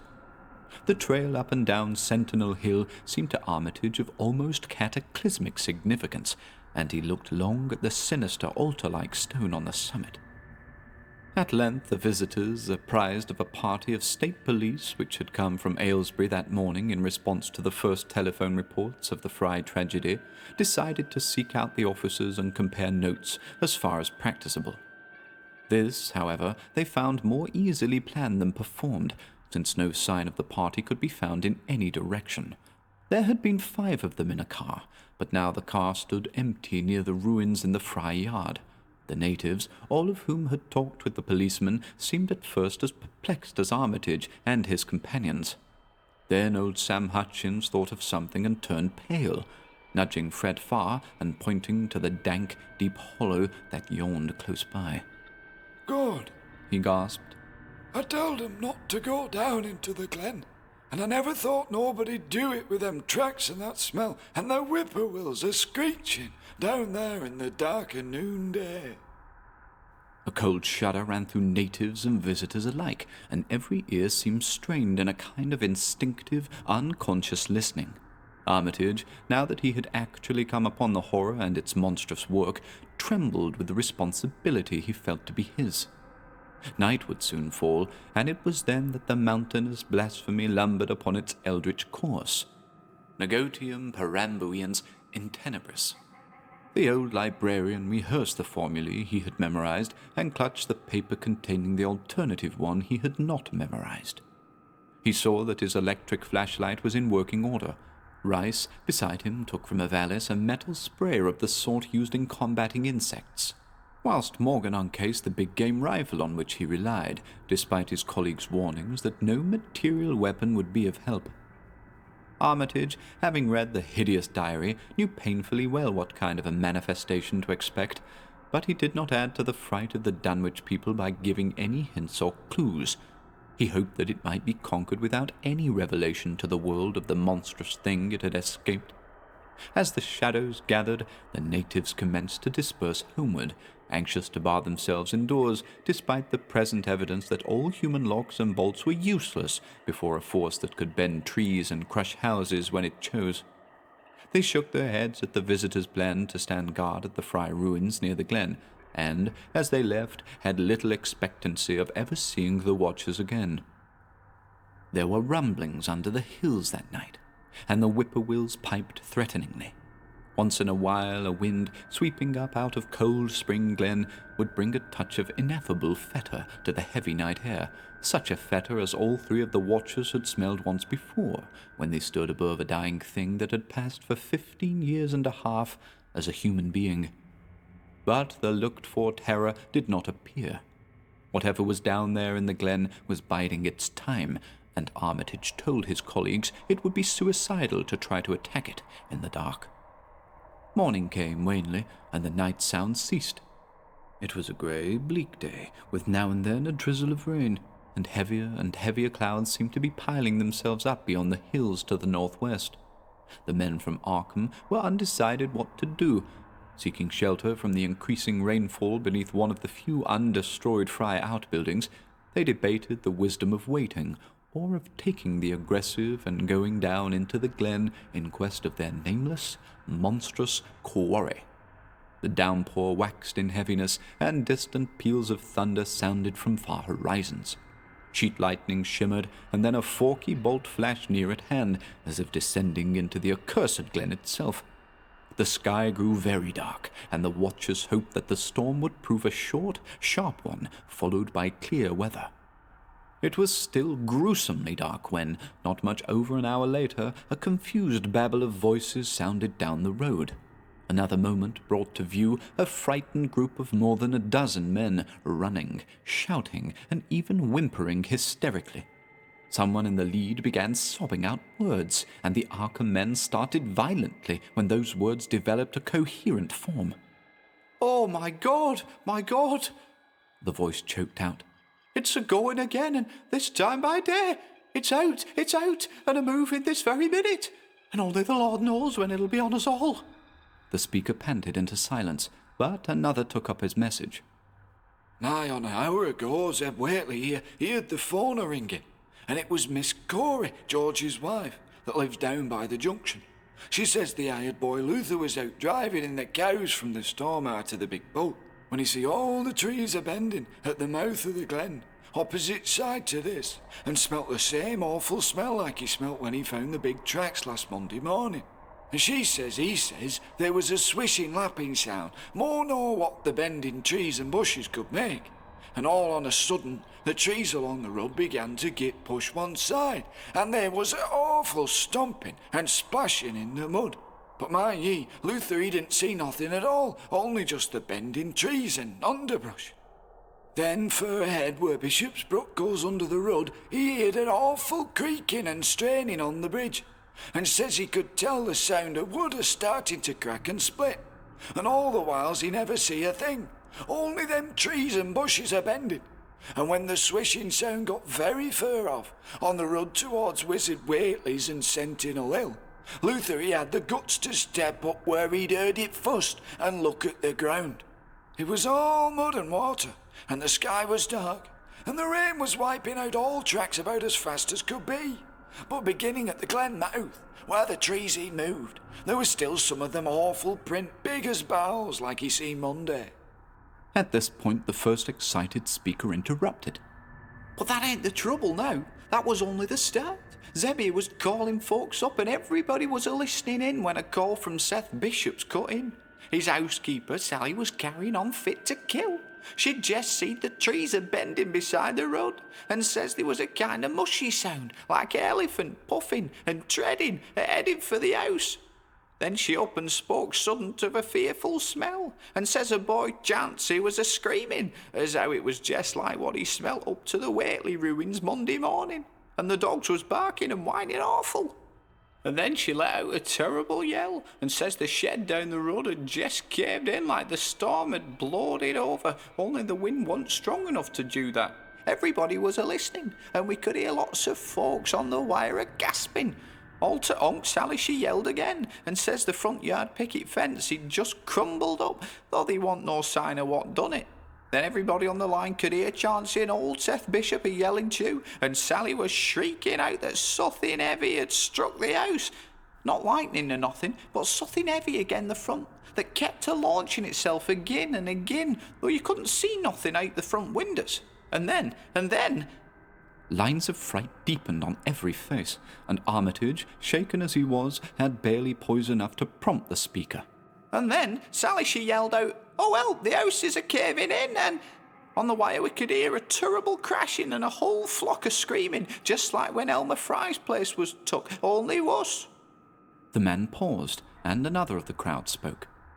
"That's all. Not a sound nor squeak over the thorn out of that. Just still like. We that heard it got out Fords and wagons and rounded up as many able-bodied men folks as we could get at Corey's place and come up here to see what you thought best to do. Not but what I think it's the Lord's judgment for our iniquities that no mortal can ever set aside." Armitage saw that the time for positive action had come and spoke decisively to the faltering group of frightened rustics. "We must follow it, boys." He made his voice as reassuring as possible. "I believe there's a chance of putting it out of business. You men know that those Whateleys were wizards. Well, this thing is a thing of wizardry, and must be put down by the same means. I've seen Wilbur Whately's diary and read some of the strange old books he used to read, and I think I know the right kind of spell to recite to make the thing fade away. Of course, one can't be sure, but we can always take a chance. It's invisible. I knew it would be, but there's powder in this long-distance sprayer that might make it show up for a second. Later on, we'll try it. It's a frightful thing to have alive, but it isn't as bad as what Wilbur would have let in if he'd lived longer. You'll never know what the world escaped. Now we've only this one thing to fight, and it can't multiply. It can, though, do a lot of harm, so we mustn't hesitate to rid the community of it. We must follow it, and the way to begin is to go to the place that has just been wrecked. Let somebody lead the way. I don't know your roads very well, but I've an idea there might be a shorter cut across lots. How about it?" The men shuffled about a moment, and then Earl Sawyer spoke softly, pointing with a grimy finger through the steadily lessening rain. "I guess you can get to Seth Bishop's quickest by cutting across the lower meadow here, wading the brook at the low place and climbing through Carrier's Mowing and the timber lot beyond. That comes out on the upper road, mighty nigh Seth's, a little t'other side." Armitage, with Rice and Morgan, started to walk in the direction indicated, and most of the natives followed slowly. The sky was growing lighter, and there were signs that the storm had worn itself away. When Armitage inadvertently took a wrong direction, Joe Osborne warned him and walked ahead to show the right one. Courage and confidence were mounting, though the twilight of the almost perpendicular wooded hill which lay towards the end of their shortcut, and among whose fantastic ancient trees they had to scramble as if up a ladder, put these qualities to a severe test. At length they emerged on a muddy road to find the sun coming out. They were a little beyond the Seth Bishop place, but bent trees and hideously unmistakable tracks showed what had passed by. Only a few moments were consumed in surveying the ruins just round the bend. It was the Fry incident all over again, and nothing dead or living was found in either of the collapsed shells which had been the Bishop house and barn. No one cared to remain there amidst the stench and tarry stickiness, but all turned instinctively to the line of horrible prints leading on towards the wrecked Whately farmhouse and the altar-crowned slopes of Sentinel Hill. As the men passed the site of Wilbur Whately's abode, they shuddered visibly and seemed again to mix hesitancy with their zeal. It was no joke tracking down something as big as a house that one could not see, but that had all the vicious malevolence of a demon. Opposite the base of Sentinel Hill, the tracks left the road, and there was a fresh bending and matting visible along the broad swath marking the monster's former route to and from the summit. Armitage produced a pocket telescope of considerable power and scanned the steep green side of the hill. Then he handed the instrument to Morgan, whose sight was keener. After a moment of gazing, Morgan cried out sharply, passing the glass to Earl Sawyer and indicating a certain spot on the slope with his finger. Sawyer, as clumsy as most non-users of optical devices are, fumbled a while, but eventually focused the lenses with Armitage's aid. When he did so, his cry was less restrained than Morgan's had been. God almighty, the grass and bushes is a-moving. It's a-going up, slow-like, creeping, up to the top this minute. Heaven only knows what for. Then the germ of panic seemed to spread among the seekers. It was one thing to chase the nameless entity, but quite another to find it. Spells might be all right, but suppose they weren't? Voices began questioning Armitage about what he knew of the thing, and no reply seemed quite to satisfy. Everyone seemed to feel himself in close proximity to phases of nature and of being utterly forbidden and wholly outside the sane experience of mankind. 10. In the end, the three men from Arkham, old, white-bearded Dr. Armitage, stocky, iron-grey Professor Rice, and lean, youngish Dr. Morgan, ascended the mountain alone. After much patient instruction regarding its focusing and use, they left the telescope with the frightened group that remained in the road, and as they climbed they were watched closely by those among whom the glass was passed round. It was hard going, and Armitage had to be helped more than once. High above the toiling group the great swath trembled as its hellish maker repassed with snail-like deliberateness. Then it was obvious that the pursuers were gaining. Curtis Whately, of the undecayed branch, was holding the telescope when the Arkham party detoured radically from the swath. He told the crowd that the men were evidently trying to get to a subordinate peak which overlooked the swath at a point considerably ahead of where the shrubbery was now bending. This, indeed, proved to be true, and the party was seen to gain the minor elevation only a short time after the invisible blasphemy had passed it. Then Wesley Corey, who had taken the glass, cried out that Armitage was adjusting the sprayer which Rice held, and that something must be about to happen. The crowd stirred uneasily, recalling that his sprayer was expected to give the unseen horror a moment of visibility. 2 or 3 men shut their eyes, but Curtis Whately snatched back the telescope and strained his vision to the utmost.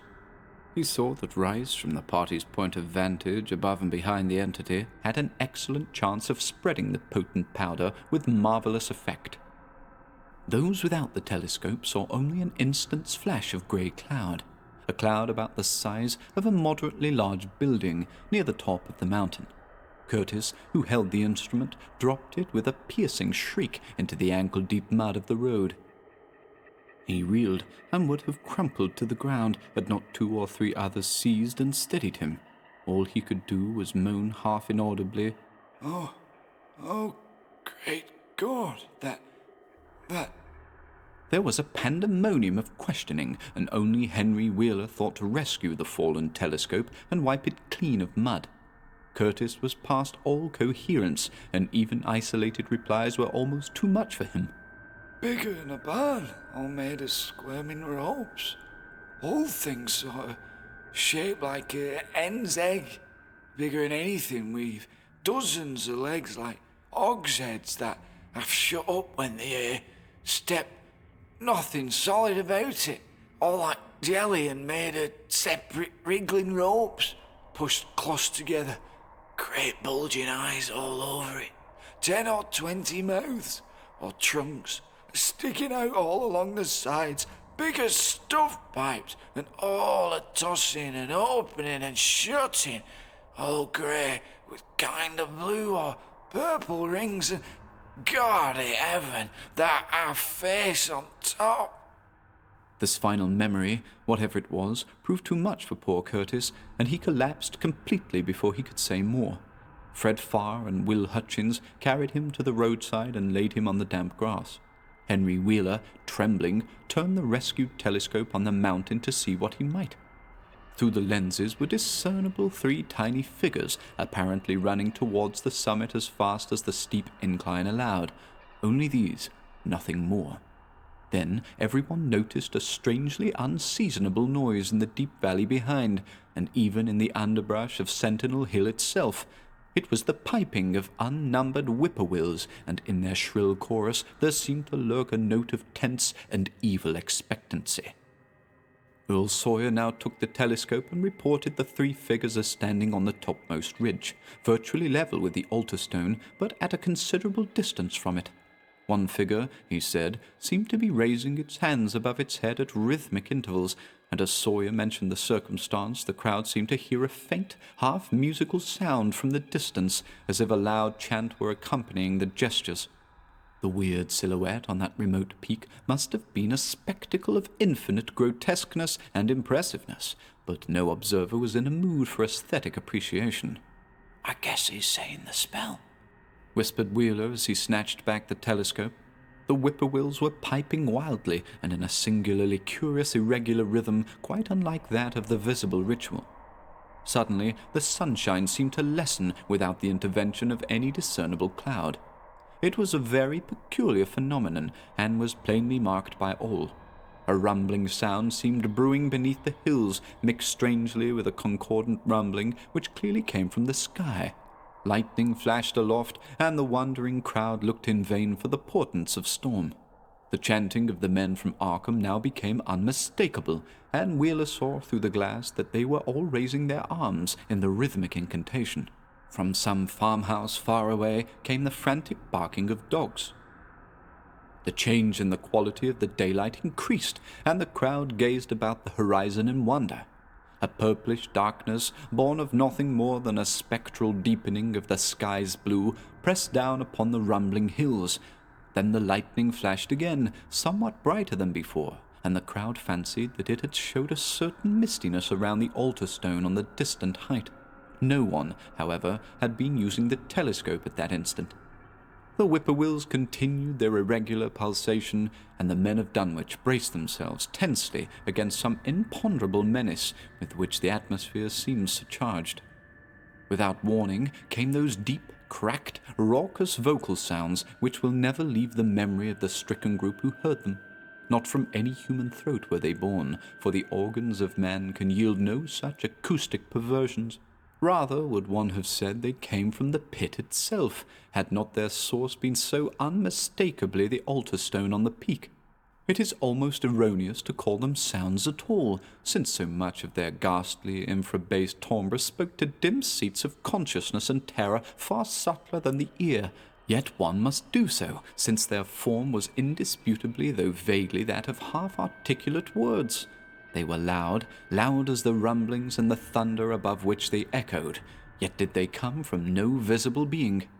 And because imagination might suggest a conjectural source in the world of non-visible beings, the huddled crowd at the mountain's base huddled still closer, and winced as if in expectation of a blow.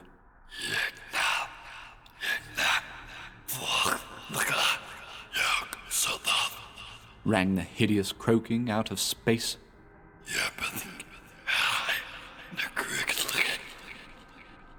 The speaking impulse seemed to falter here, as if some frightful psychic struggle were going on. Henry Wheeler strained his eye at the telescope, but saw only the 3 grotesquely silhouetted human figures on the peak, all moving their arms furiously in strange gestures as their incantation drew near its culmination. From what black wells of acherontic fear or feeling, from what unplumbed gulfs of extra-cosmic consciousness or obscure, long-latent heredity were those half-articulate thunder-croakings drawn? Presently they began to gather renewed force and coherence as they grew in stark, utter, ultimate frenzy.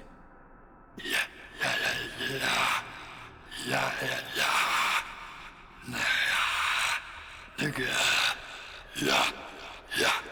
Help! Help!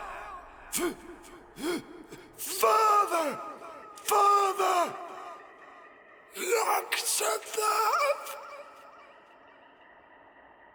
But that was all. The pallid group in the road, still reeling at the indisputably English syllables that had poured thickly and thunderously down from the frantic vacancy beside that shocking altar stone, were never to hear such syllables again.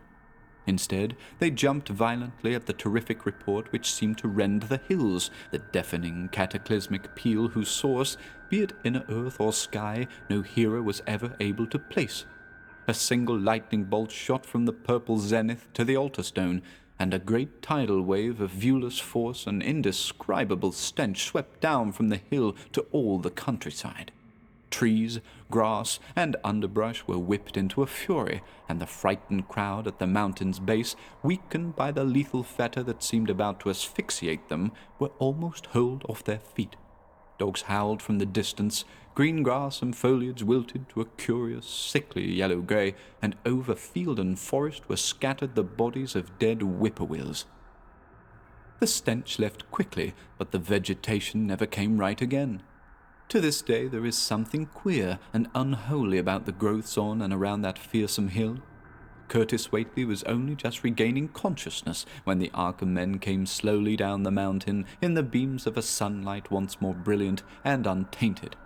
They were grave and quiet, and seemed shaken by memories and reflections even more terrible than those which had reduced the group of natives to a state of cowed quivering. In reply to a jumble of questions, they only shook their heads and reaffirmed one vital fact. "The thing has gone forever," Armitage said. "It has been split up into what it was originally made of, and can never exist again. It was an impossibility in a normal world. Only the least fraction was really matter in any sense we know. It was like its father, and most of it has gone back to him in some vague realm or dimension outside our material universe, some vague abyss out of which only the most accursed rites of human blasphemy could ever have called him for a moment on the hills." There was a brief silence, and in that pause the scattered senses of poor Curtis Whately began to knit back into a sort of continuity, so that he put his hands to his head with a moan. Memory seemed to pick itself up where it had left off, and the horror of the sight that had prostrated him burst in upon him again. Oh my God! That face! That face on top of it! That face with the red eyes and crinkly albino hair, and no chin like the Whateleys. It was an octopus, centipede, spider kind of thing. But there was a half-shaped man's face on top of it, and it looked like Wizard Whately's, only it was yards and yards across. He paused, exhausted, as the whole group of natives stared in a bewilderment not quite crystallized into fresh terror. Only old Zebulon Whately, who wonderingly remembered ancient things, but who had been silent heretofore, spoke aloud. 15 year gone, he rambled. I heard old Whately say as how someday we'd hear a child of having his a-calling his father's name on the top of Sentinel Hill. But Joe Osborne interrupted him to question the Arkham men anew. What was it, anyhow? And however did young Wizard Whately call it out of the air it come from? Armitage chose his words very carefully. It was mostly a kind of force that doesn't belong in our part of space. A kind of force that acts and grows and shapes itself by other laws than those of our sort of nature. We have no business calling in such things from outside, and only very wicked people and very wicked cults ever try to. There was some of it in Wilbur Whately himself, enough to make a devil and a precocious monster of him, and to make his passing out a pretty terrible sight. I'm going to burn his accursed diary, and if you men are wise, you'll dynamite that altar stone up there, and pull down all the rings of standing stones on the other hills. Things like that brought down the beings those Whateleys were so fond of, the beings they were going to let in tangibly to wipe out the human race and drag the earth off to some nameless place for some nameless purpose. But as to this thing we've just sent back, the Whateleys raised it for a terrible part in the doings that were to come. It grew fast and big from the same reason that Wilbur grew fast and big, but it beat him because it had a greater share of the outsideness in it. You needn't ask how Wilbur called it out of the air. He didn't call it out. It was his twin brother, but it looked more like the father than he did.